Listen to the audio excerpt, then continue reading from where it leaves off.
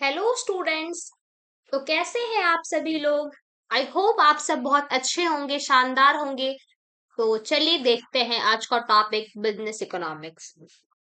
Business economics समझने से पहले हम देखेंगे कौन कौन सा डिफिनेशन जो हमें इम्पोर्टेंट है हमारे लिए। सबसे फर्स्ट डिफिनेशन किसने दिया है? एडम स्मिथ ने। एडम स्मिथ की जो इम्पोर्टेंट डिफिनेशन है वो है वेल्थ डिफिनेशन, ठीक है। और एल्फ्रेड मार्शल की जो डिफिनेशन है वह है वेलफेयर डेफिनेशन, ठीक है। और पॉल सैमुअल्सन की जो डेफिनेशन है वो है ग्रोथ की डेफिनेशन। और रॉबिन्स की जो डेफिनेशन है वो है स्कार्सिटी की डेफिनेशन। तो वन बाय वन हम समझते हैं क्या है डेफिनेशन। विद विजुअलाइज से आप देखोगे तो ज्यादा आपको समझ में आएगा, ठीक है।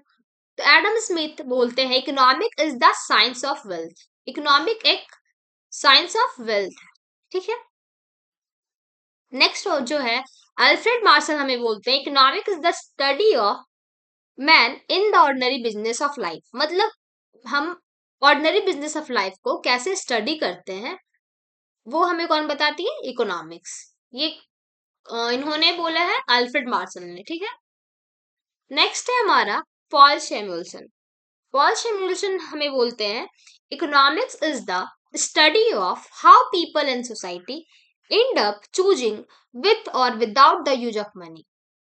मतलब हमें कौन सा हमारे लिए जो बेस्ट अल्टरनेटिव यूजेज है उसमें से कौन सा हमें चूज करना चाहिए। फॉर एग्जाम्पल आपके पास 10 रुपीज है, ठीक है। अब आप 10 रुपीज से आप चॉकलेट भी ले सकते हो, या फिर 10 रुपीज से आप बुक या फिर एक कॉपी ले सकते हो, नोटबुक, ठीक है। तो आपके अकॉर्डिंग जो बेस्ट अल्टरनेटिव होगा वो चूज करना, ठीक है। तो ये किसने बोला है? पॉल सैमुअल्सन ने, ठीक है। अल्फ्रेड मार्शल मैं बता चुकी हूँ। अल्फ्रेड मार्शल ने कौन सा डेफिनेशन दिया है? Welfare definition. एडम स्मिथ ने wealth definition. And growth definition Paul Samuelson ने। स्कार्सिटी डेफिनेशन रॉबिन्स ने, ठीक है। रॉबिन्स हमें बोलते हैं, रॉबिन्स ने क्या बताया है? Economics is the science which study human behaviour. Economics एक साइंस है जो हमें ह्यूमन बिहेवियर को स्टडी करता है, हमारा जो बिहेवियर है उसे स्टडी करता है। As a relationship between ends and scarce means, मतलब हमारे पास जो सोर्सेस है वो स्कार्स है, उसमें से हम कौन सा बेस्ट अल्टरनेटिव यूजेज है वो चूज कर सकें। ये कौन बताया है? रॉबिन्स, लियोनल रॉबिन्स ने, ठीक है। ये जो चार डिफिनेशन है ये बहुत इंपॉर्टेंट डिफिनेशन है। अगर आप नेट का प्रिपरेशन कर रहे हो तो ये डिफिनेशन डायरेक्ट आता है, और अगर आप ग्रेजुएशन में भी हो उसके लिए भी बहुत इंपॉर्टेंट है, ठीक है। तो ध्यान रखना, वेल्थ डिफिनेशन जो है एडम स्मिथ ने दिया है। वेलफेयर डिफिनेशन एल्फ्रेड मार्शल ने दिया है। ग्रोथ डिफिनेशन पॉल सैमुअल्सन ने दिया है। एंड जो स्कार्सिटी डिफिनेशन है वो लियोनल रेविन्स ने दिया है, ठीक है। तो चार डिफिनेशन बहुत ही इंपॉर्टेंट है, ठीक है। अब हम देखेंगे बेसिक मीनिंग क्या होता है बिजनेस इकोनॉमिक्स का। सो बिजनेस इकोनॉमिक्स हमें डिसीजन मेकिंग में हेल्प करता है। जो भी बिजनेस में डिसीजन हमें लेना होता है वो कौन हेल्प करता है? बिजनेस इकोनॉमिक्स, ठीक है। Business economics is a branch of economics that applies microeconomic analysis to business decision making. It means that if you have any problem or if you want to know about business, so you have to study about business economics. इसका मतलब ये है अगर आप micro economic analyse करना चाहते हो, micro economics का मतलब क्या होता है? इंडिविजुअल लेवल पे पढ़ाई, इस पे स्टडी करना, ठीक है। बिजनेस डिसीजन मेकिंग, तो बिजनेस इकोनॉमिक्स एक ब्रांच ऑफ इकोनॉमिक्स है जो हमें माइक्रो इकोनॉमिक्स एनालाइज करने में हेल्प करती है और बिजनेस डिसीजन मेकिंग में हेल्प करती है। और कैसे करती है वन बाय वन हम समझेंगे। तो demand and supply analysis, for example आपकी एक चॉकलेट की फैक्ट्री है, ठीक है। आपकी एक चॉकलेट की फैक्ट्री है, अब उस फैक्ट्री में क्या डिमांड होगा उसके अकॉर्डिंग आप प्रोडक्शन करोगे, ठीक है। डिमांड के अकॉर्डिंग ही आप सप्लाई करोगे, जितना डिमांड होगा उतना ही आप मैन्युफैक्चरिंग करोगे। आपका डिमांड ज्यादा है तो आप कॉस्ट कम भी रखोगे तो आपका जो बिजनेस है वो प्रॉफिट मैक्सिमाइज, मतलब प्रॉफिटेबल होगा। उसके अकॉर्डिंग आप प्राइसिंग स्ट्रेटजी रखोगे, ठीक है। मतलब आप 1 रुपीज ही चॉकलेट का रखोगे। फिर आप मार्केट स्ट्रक्चर देख सकते हो, उससे बिजनेस इकोनॉमिक्स से कौन सा स्ट्रक्चर होगा मोनोपोली, मोनोपोलिस्टिक, आगे हम देखेंगे, ठीक है। तो ये सारे जो डिसीजन हमें लेने में कौन हेल्प करता है? Business economics. Business economics is a branch of economics that apply microeconomic analysis to business decision making. जो business economics है ना हमारा, वो हमारा decision making में help करता है business में, ठीक है। डिमांड एंड सप्लाई का एनालाइज करने में हेल्प करता है, प्रोडक्शन एंड कॉस्ट एनालाइज करने में हेल्प करता है, क्या प्रोडक्शन का कॉस्ट आएगा, क्या हमें प्राइसिंग रखना चाहिए उस प्रोडक्ट का, ये सब कुछ कौन बताता है? Business economics. So business economics very important concept for business because it helps in business decision making. Okay, there are some key points of business economics. First is helps in decision making. As I already discuss, business economics हमें decision making में help करता है, ठीक है। हमें cost analyse करने में help करता है, डिमांड क्या है, रेवेन्यू, ये सब कुछ जैसा इस डायग्राम में बता रहा है कि हमारा जो कॉस्ट है और क्वांटिटी है, ठीक है। और हमें क्या हेल्प करता है? Bridge the gap between economic theory and practical business economics. मतलब इकोनॉमिक का थ्योरी क्या है और क्या हम फोरकास्टिंग करते हैं कि जो हमारा फ्यूचर का प्राइस होगा उसके अकॉर्डिंग हम इन्वेस्टमेंट करेंगे, उसके अकॉर्डिंग हम परचेज करेंगे, इसका गैप कौन ब्रिज करता है? बिजनेस इकोनॉमिक्स, ठीक है। नेक्स्ट पॉइंट हम देखेंगे, aim to optimize business objectives. Business economics हमें प्रॉफिट मैक्सिमाइजेशन में भी हेल्प करती है। कैसे करती है? फॉर एग्जाम्पल, आप ये चॉकलेट बना रहे हो, ठीक है। आप चॉकलेट कैसे बनाओगे? आप डिमांड देखोगे, कस्टमर की क्या डिमांड है इस चॉकलेट की, उसके अकॉर्डिंग आप प्राइस रखोगे। तो इससे आपका ना प्रॉफिट मैक्सिमाइजेशन में आपको हेल्प करेगी कि आपका प्रोडक्ट का प्राइस क्या होना चाहिए, ठीक है। तो प्रॉफिट मैक्सिमाइजेशन कैसे हम देखते हैं? MC is equal to M R, ठीक है। एमसी क्या होता है? Marginal cost, and M R marginal revenue. जब हमारा marginal cost and marginal revenue equal होता है तो प्रॉफिट मैक्सिमाइजेशन होता है, ठीक है। अब हम ये समझ लिए, अब हम देखेंगे पॉजिटिव वर्सेस नॉर्मेटिव इकोनॉमिक्स, जो बहुत ही इंपॉर्टेंट कॉन्सेप्ट है, ठीक है। पॉजिटिव और नॉर्मेटिव इकोनॉमिक्स, इकोनॉमिक्स के ही दो पार्ट्स हैं, दो ब्रांच हैं, ठीक है। कौन कौन है? Positive economics and normative economics, ठीक है। पॉजिटिव इकोनॉमिक्स जो है हमारा based on facts and data. मतलब जो हमारा पॉजिटिव इकोनॉमिक्स होता है ना, वो डेटा और फैक्ट्स पे बेस्ड होता है।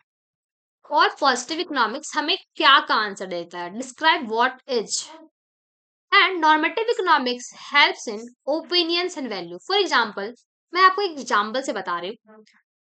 बहुत कोई का ओपिनियन है कि आप चाय पियोगे तो आपका सर दर्द ठीक हो जाएगा, ठीक है।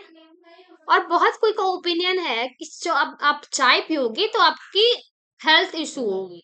तो ये ओपिनियन है। ओपिनियन किस में आएगा? नॉर्मेटिव इकोनॉमिक्स में। जब हम किसी चीज के बारे में ओपिनियन दे रहे हैं, जजमेंट पास कर रहे हैं, that is known as normative economics, right. Positive economics is what is and normative economics what ought to be. क्या है पॉजिटिव इकोनॉमिक्स, क्या होना चाहिए नॉर्मेटिव इकोनॉमिक्स, ठीक है। ये हमारा डिफरेंस था बेसिक। जब भी फैक्ट्स एंड डेटा का हम बात करते हैं तो वो किस में आएगा? पॉजिटिव इकोनॉमिक्स में। जब भी हम वैल्यू, ओपिनियंस, जजमेंट की बात करेंगे तो वो किस में आएगा? नॉर्मेटिव इकोनॉमिक्स, ठीक है। ये सारा जो इसमें पॉइंट्स दिया हुआ है वही उस पे ही बेस्ड है। Facts and cause and affect relationship, ठीक है। इसमें क्या लिखा हुआ है? जब हम पॉलिसी इंप्लीमेंट कर रहे हैं तो वो किस में आएगा? नॉर्मेटिव इकोनॉमिक्स में, ठीक है। ऑब्जेक्टिवली, जब हम ऑब्जेक्टिवली किस में देखेंगे? ऑब्जेक्टिव किसका देखेंगे किसी चीज का, तो वो पॉजिटिव इकोनॉमिक्स में आएगा। Value, judgement, opinions normative economics में आएगा, ठीक है। यहाँ एक लिखा हुआ example, sample statement unemployment rate is 6%। यहाँ क्या लिखा हुआ है? 6%। 6% एक डेटा है, फिगर है। फिगर किस में आएगा? फैक्ट्स है मतलब, तो ये स्टैटिस्टिक्स का पोर्शन है पॉजिटिव इकोनॉमिक्स, ठीक है।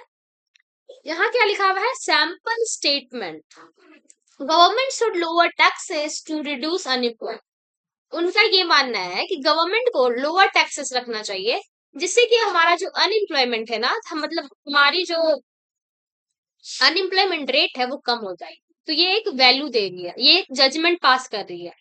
तो जजमेंट जब भी आएगा ना, किसी की ओपिनियंस जब आएगी, तो वो नॉर्मेटिव इकोनॉमिक्स में आएगी, ठीक है। और पॉजिटिव इकोनॉमिक्स में डेटा एंड फिगर्स आता है, ठीक है।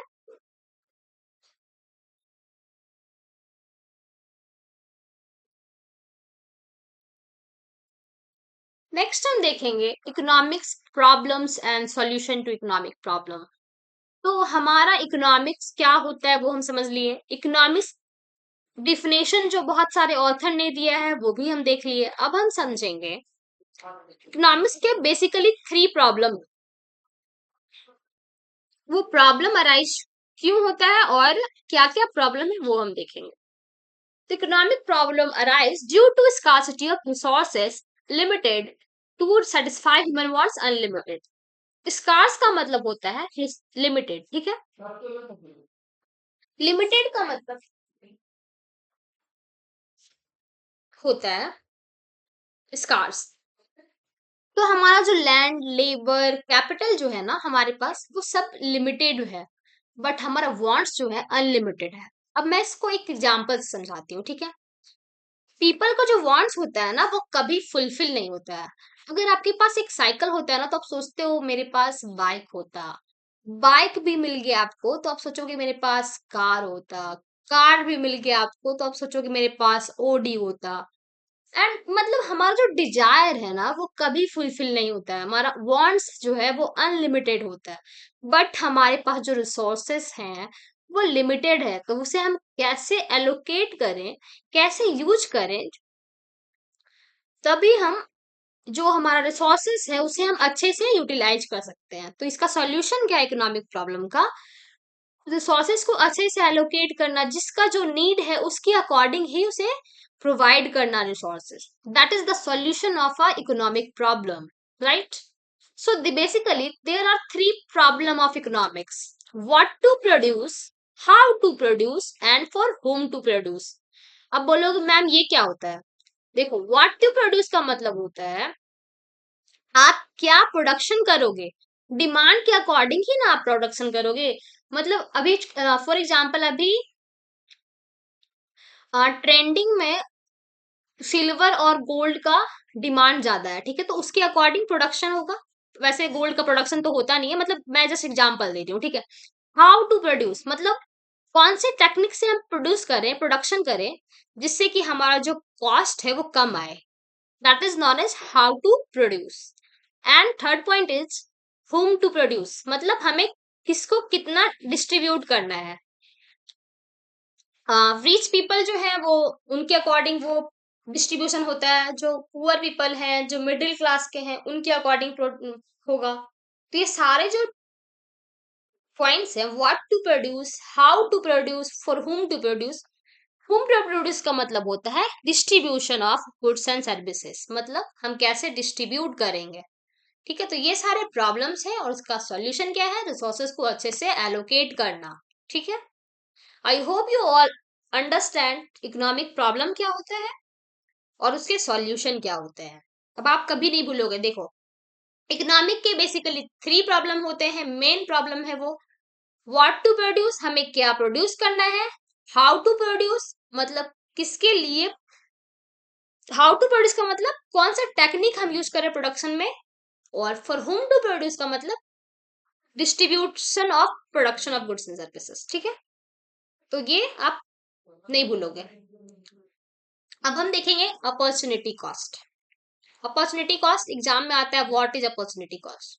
तो अपॉर्चुनिटी कॉस्ट ना सिंपल वे में आप समझ तक सकते हो, जैसा कि इस पिक्चर में भी दिया हुआ है। चॉइस ए, आपके पास फॉर एग्जाम्पल आपके पास 10 लाख रुपीज है, ठीक है। 10 लाख नहीं, बहुत ज्यादा अमाउंट हो गई, 1,000 रुपीज है, ठीक है।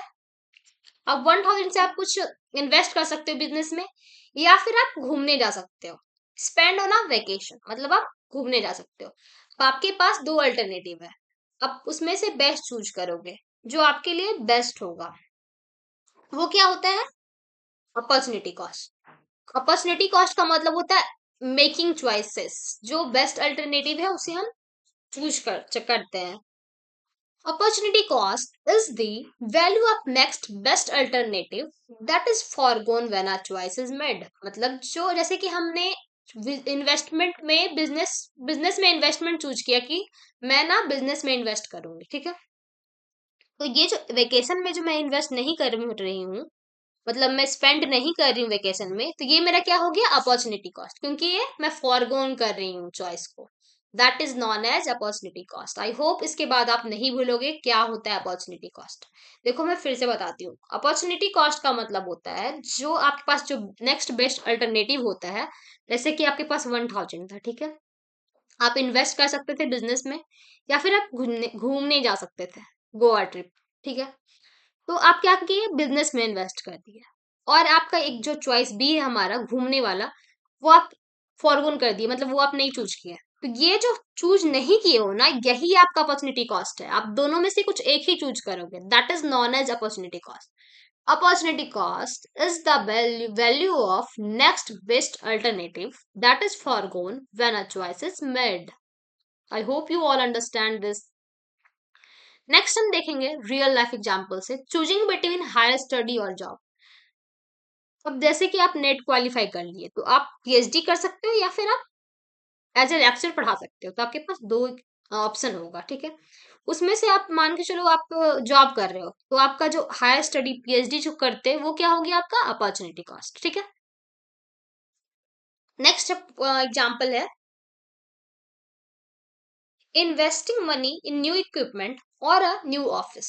मतलब जब आप इन्वेस्ट कर रहे हो न्यू इक्विपमेंट में, कोई मशीनरी खरीद रहे हो उसमें कर रहे हो, या फिर ऑफिस में कर रहे हो, न्यू ऑफिस बनाने में कर रहे हो, तो आप क्या किए, न्यू ऑफिस में कर दिए। तो ये जो न्यू इक्विपमेंट वाली जो ऑप्शन थी आपकी, वो क्या हो गई, अपॉर्चुनिटी कॉस्ट। समझ में आ रहा है। नेक्स्ट हम देखेंगे spending time studying instead of going out. मतलब मेरे पास दो ऑप्शन मिला है, मैं घूमने जा सकती हूँ आज संडे को, या फिर संडे को मैं पढ़ सकती हूँ। तो मैं पढ़ना पसंद करूंगी, प्रेफर करूंगी पढ़ना। तो जो मैं घूमने वाला ऑप्शन था वो क्या हो गया मेरे लिए, अपॉर्चुनिटी कॉस्ट। समझ में आ गया। Opportunity cost is equal to cost of foregone option. क्या होता है, जो आप चूज नहीं किए हो, फॉरगोन कर दिए ऑप्शन को, वही होता है अपॉर्चुनिटी कॉस्ट। समझ में आ गया। ठीक है, अब हम देखेंगे बहुत ही इंपॉर्टेंट टॉपिक, एग्जाम में बहुत बार आती है question, micro and macro economics के डिफरेंस। तो मैं सबसे पहले आपको बेसिक मीनिंग बताती हूँ, माइक्रो इकोनॉमिक्स क्या होता है और मैक्रो इकोनॉमिक्स क्या होता है। देखो माइक्रो का मतलब होता है ना इंडिविजुअल, मतलब किसी स्पेसिफिक पर्सन के बारे में बात कर रहे हो, तब क्या बोलेंगे हम, माइक्रो, ठीक है। बट हम जब होल के बारे में बात कर रहे हैं, एग्रीगेट लेवल पे बात कर रहे हैं, मतलब पूरी दुनिया जैसे होता है ना, होल होल के बारे में बात कर रहे हैं, तो ये मैक्रो इकोनॉमिक्स। समझ में आ रहा है। बेसिस क्या है इसका, पॉइंट वन बाय वन देखते हैं। Study of individual units of an economy. जब हम किसी इंडिविजुअल के बारे में पढ़ रहे हैं, that is known as micro economics, ठीक है। मैक्रो इकोनॉमिक्स क्या होता है, study of the economy as a whole. मतलब हम पूरे किसी होल के बारे में पढ़ रहे हैं, तो मैक्रो इकोनॉमिक्स। इंडिविजुअल यूनिट्स मतलब हाउस होल्ड फर्म्स, किसी हाउस होल्ड के बारे में पढ़ रहे हैं, फर्म्स के बारे में पढ़ रहे हैं, इंडस्ट्रीज, ये सारे क्या है, माइक्रो इकोनॉमिक्स। मैक्रो इकोनॉमिक्स क्या होता है, नेशन वाइड एग्रीगेट्स। मतलब अगर हम जीडीपी के बारे में पढ़ रहे हैं, तो वो तो पूरा कंट्री का जीडीपी होता है, इंडिया की जीडीपी। अनएम्प्लॉयमेंट रेट इंडिया की होगी पूरी, ऐसा तो नहीं है कि किसी इंडिविजुअल पर्सन का जीडीपी होता है, ऐसा तो नहीं होता है ना। जीडीपी किसी इंडिविजुअल का नहीं होता है, वो कंट्री का होता है, दैट इज मैक्रो इकोनॉमिक्स, ठीक है। Determine price of goods. जब हम इंडिविजुअल लेवल पे डिटरमाइन कर रहे हैं प्राइस, तो वो माइक्रो इकोनॉमिक्स होगा। Determined by macro economic factors, जब हम एग्रीगेट लेवल पे करेंगे तो मैक्रो इकोनॉमिक्स, ठीक है। Individual factors like demand and supply. Demand on supply किस में आएगा, माइक्रो इकोनॉमिक्स में, क्योंकि वो डिमांड, मेरा इंडिविजुअल डिमांड है कि मैं एक कार खरीदूं, तो ये माइक्रो इकोनॉमिक्स है। मेरे किसी स्पेसिफिक पर्सन का डिमांड है कि वो एक ड्रेस ले बहुत अच्छा, या फिर बहुत अच्छा एक मेरा स्टडी रूम हो, तो ये इंडिविजुअल पर्सन का डिमांड है। मैक्रो इकोनॉमिक्स में क्या होता है? इन्फ्लेशन। इन्फ्लेशन का मतलब प्राइस लेवल इंक्रीज करना। जैसे कि पहले आप 2010 में जो है वो सिल्वर की रेट थी फॉर एग्जांपल 20,000 थी, ठीक है। अब जो है वो उसका 1,50,000 हो गया, तो रेट बढ़ गया। तो ये पूरे ऑल ओवर इंडिया में बढ़ा है। ऐसा नहीं है कि मैं झारखंड में रहती हूँ तो सिर्फ झारखंड में बढ़ा है या फिर रांची में बढ़ा है, मतलब ऐसा नहीं है। पूरे होल, मतलब पूरे कंट्री में बढ़ा है। तो ये क्या हो गया? Macro economics. अनएम्प्लॉयमेंट, इंडिया की अनएम्प्लॉयमेंट क्या है? तो ये क्या हो गया? मैक्रो इकोनॉमिक्स, क्योंकि हम पूरे होल के बारे में पढ़ रहे हैं, ठीक है। माइक्रो इकोनॉमिक्स क्या होता है? Deals with individual consumers. Individual consumers मतलब मेरा प्रेफरेंस है कि मैं क्लासमेट की कॉपी यूज करूंगी, ठीक है। तो ये कंज्यूमर, प्रोड्यूसर्स, इंडिविजुअल, ये किस पे आएगा? माइक्रो इकोनॉमिक्स पे। Deal with total and average of the entire economy. जब इंटायर इकोनॉमी पे डील्स कर रहे हैं हम, तो क्या होगा? मैक्रो इकोनॉमिक्स, ठीक है। किसी सिंगल गुड्स का हम प्राइस डिसाइड कर रहे हैं, मतलब मेरे पास एक पेन है, उसका मैं प्राइस डिसाइड, मतलब डिसाइड की हूँ कि वो मैं 5 में सेल करूंगी, तो ये मैं सिंगल गुड का प्राइस डिसाइड की हूँ, तो ये किस में आएगा? माइक्रो इकोनॉमिक्स में। But national income, national income किसका होता है? ऑल ओवर कंट्री का।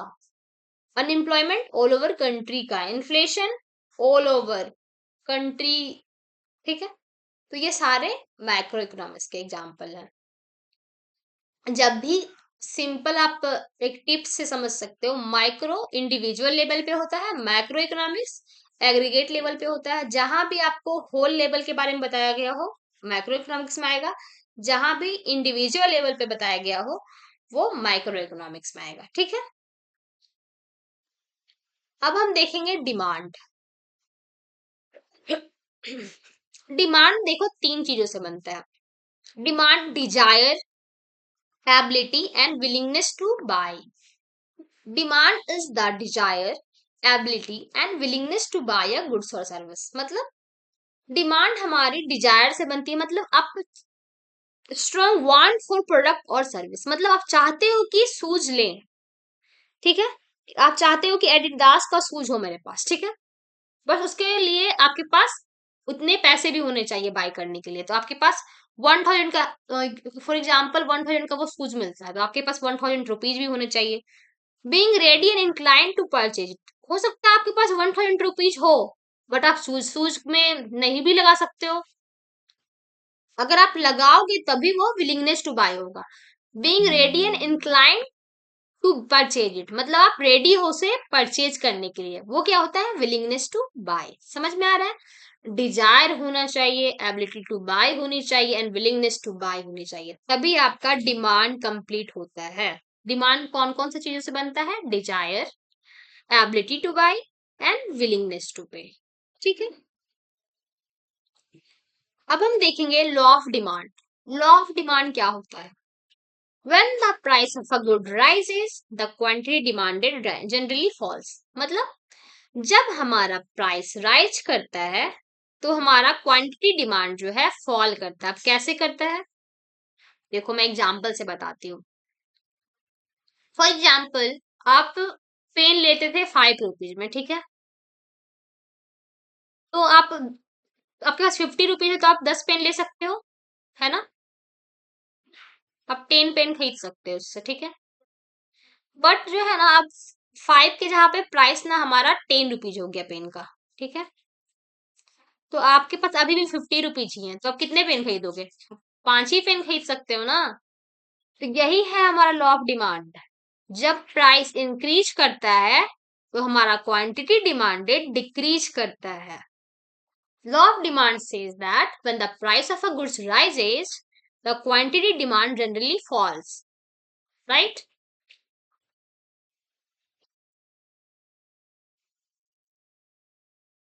नेक्स्ट हम देखेंगे demand and determinants of demand.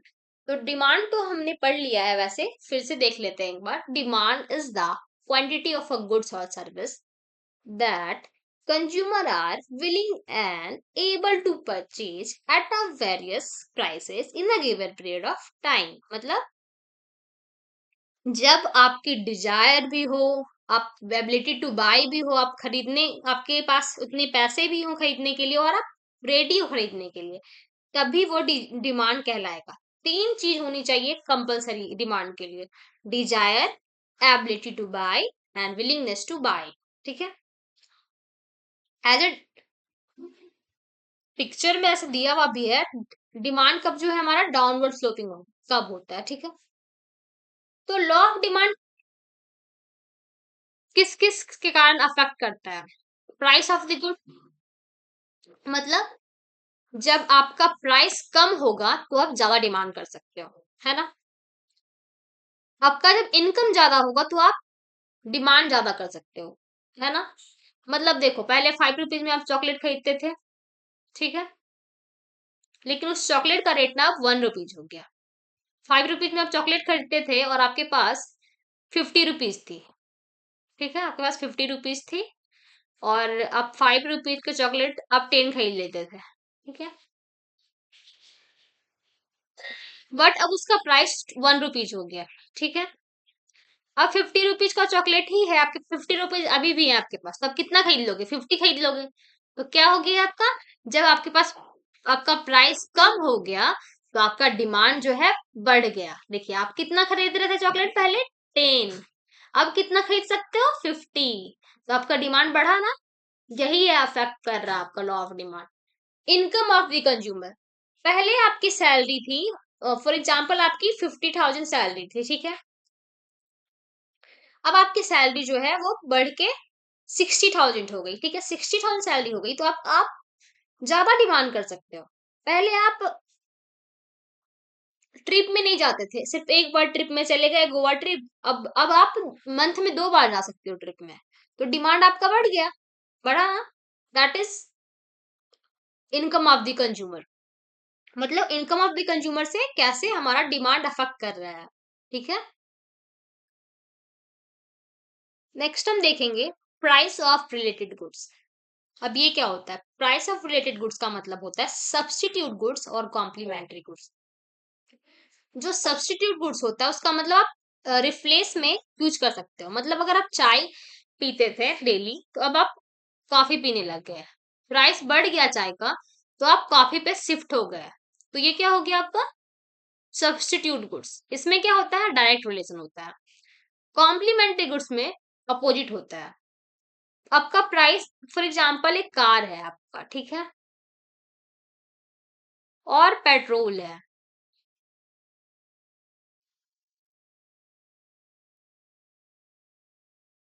मैं माउस यूज कर रही हूँ इसलिए थोड़ा राइटिंग मेरा ऐसा दिख रहा है वैसे। ठीक है, तो कार का रेट अगर बढ़ गया तो पेट्रोल का रेट,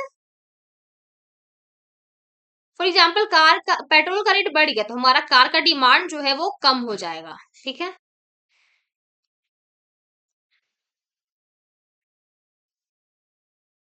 कार का रेट, पेट्रोल का रेट बढ़ा, हमारा कार का डिमांड कम हो गया, ठीक है। तो ये क्या है? Complementary goods. मतलब there are inverse relationship between price and quantity demanded. जब हमारा प्राइस इंक्रीज कर रहा है तो हमारा क्वांटिटी डिमांडेड डिक्रीज करेगा। तो ये क्या हो गया? कॉम्प्लीमेंट्री गुड्स, जिसमें हमारा इनडायरेक्ट इनवर्स रिलेशन होता है। अब पॉपुलेशन से, अगर पॉपुलेशन ज्यादा है तो हमारा डिमांड ऑफ कोर्स हाई रहेगा, ठीक है। टेस्ट एंड प्रेफरेंस, प्रेफरेंस आपका हाई है तो डिमांड भी ज्यादा होगा।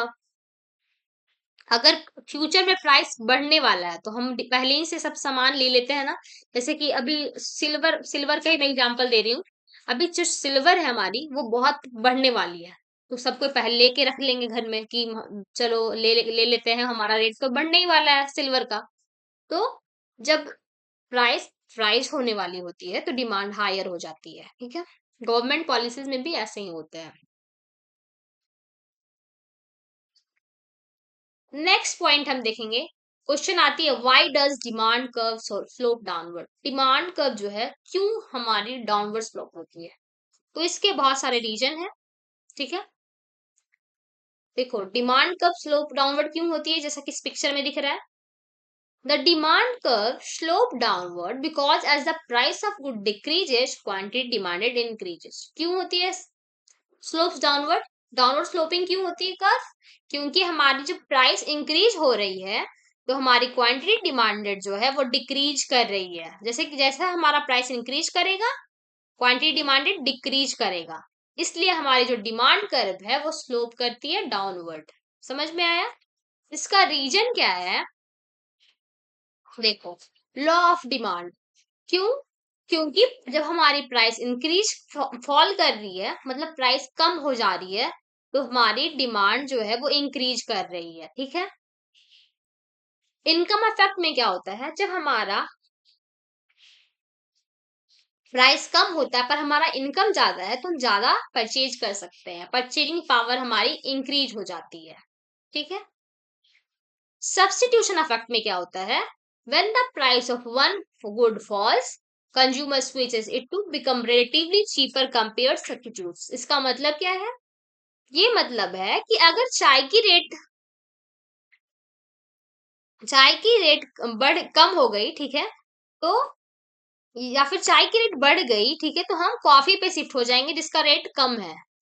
जो हमारे लिए चीपर होगा उस पे हम शिफ्ट कर जाते हैं। That is substitution effect. ठीक है। नेक्स्ट है हमारा डिमिनिशिंग मार्जिनल यूटिलिटी। अब ये क्या होता है, देखो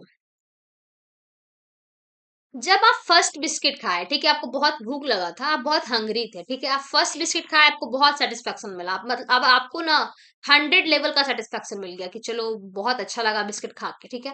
अब दूसरी बिस्किट खाए, आपको और सेटिस्फेक्शन मिला, बट आपका थोड़ा सा कम, मतलब अब भूख लगा हुआ है आपको, तो 99 लेवल का आपको सेटिस्फेक्शन मिल रहा है। ठीक है। अब आप 2 पैकेट बिस्किट खा लिए, अब आपको मतलब खाने का मन नहीं कर रहा है, फिर भी आप खा लिए, तो आपको थोड़ा अजीब लगने लगा, खाना चाहते नहीं हो फिर भी खा रहे हो, तो क्या होगा आपका जो मतलब आप जब एडिशनल सेटिस्फेक्शन डिक्रीज करने लग जाता है, जैसे कि आप कंजम्पशन इंक्रीज करते हो ना, तो आपका एडिशनल सेटिस्फेक्शन जो है वो डिक्रीज करने लग जाता है। यही क्या है हमारा डिमिनिशिंग मार्जिनल यूटिलिटी।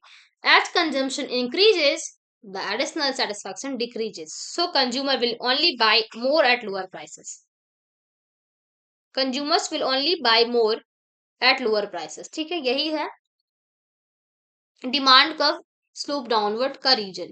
क्यों क्यों होता है? स्लो ऑफ डिमांड के कारण होता है, इनकम इफेक्ट के कारण होता है, सब्स्टिट्यूशन इफेक्ट के कारण होता है, और डिमिनिशिंग मार्जिनल यूटिलिटी के कारण भी होता है हमारा डाउनवर्ड स्लोपिंग। ठीक है। अब हम देखेंगे गिवन गुड्स क्या होता है। हमारा एक्सेप्शन लॉ ऑफ डिमांड, मतलब ऐसे तो लॉ ऑफ डिमांड का क्या है, इनवर्स रिलेशनशिप है, बट इस ये जो 5 केस दिए हुए हैं उसमें क्या होता है, आपका डिमांड का जो रिलेशन है वो डायरेक्ट है, मतलब प्राइस इंक्रीज करती है तो आपकी डिमांड भी इंक्रीज करती है, और प्राइस डिक्रीज करती है तो आपकी डिमांड भी डिक्रीज करती है। समझ में आया? ये है exception to the law of demand. Exception to the law of demand first आता है हमारा given goods. As price increases quantity demanded also increases। ठीक है।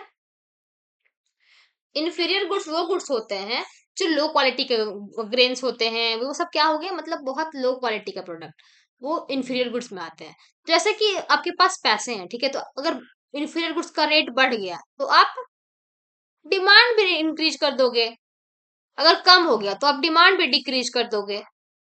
तो यही है गिवन गुड्स। ठीक है। वेबलिन गुड्स में क्या होता है, वेबलिन गुड्स का मतलब लग्जरियस गुड्स, ओडी जो है, और भी बहुत सारी जो लग्जरियस कार है, वो सारे वेवलेंट गुड्स में आएंगे। मतलब जो स्टेटस सैम्बल हमें बता दिखाती है, जैसे कि आईफोन हो गया, ये सारे हमारे सैम्बल बताती है, स्टेटस सैम्बल। तो जो लग्जरी गुड होती है उससे उनको ना कुछ फर्क नहीं पड़ता प्राइस से, क्योंकि वो उनको स्टेटस सैम्बल मेंटेन करना है। तो प्राइस इंक्रीज करेगा तभी वो ओडी खरीदेंगे, प्राइस डिक्रीज करेगा तभी वो ओडी खरीदेंगे। उनका ना कोई इफेक्ट नहीं पड़ने वाला है, प्राइस इंक्रीज करे या डिक्रीज करे। समझ में आया? ये क्या है, वेबलिन गुड्स। ठीक है। स्टॉक पिलिंग स्पेकुलेशन, मतलब जब प्राइस इंक्रीज होने वाला है तो हम ये डिमांड भी इंक्रीज कर देते हैं। पैनिक में जब इमरजेंसी होती है तब भी हम क्या करते हैं, प्रोडक्ट लेके रख लेते हैं। ये सारे क्या है, पॉइंट्स है हमारे exception to the law of demand. I hope you all understand. अगर आप चैनल पे पहली बार आए हो तो चैनल को सब्सक्राइब कर लेना।